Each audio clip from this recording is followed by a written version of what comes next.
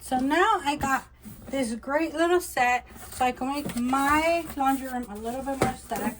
Let's open it up. We have a lid, a couple of things here in the bag. Let's see, the little measuring cups, more measuring cups. So this is everything we got. We got this little instruction manual. We got labels, detergent, bleach, softener. We got a little raised so they could be raised a bit. The lids to each bucket. And we got 2 of these. We got 2 measuring cups. We got the spouts for them. 2 spouts here. We got these and we got some of these. These will be going down here so it doesn't scratch anything.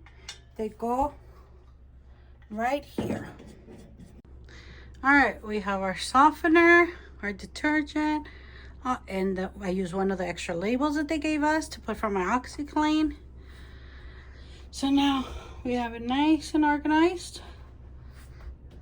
Right here we have a little over my washer and my dryer, so it looks a little bit more tamed, and it's easier for when you have guests or the boys, they could come and they see it there. Thanks. Look how easy this one is. I could just open and pour from it, and then I have my soap. I get what I need. Leave that one there.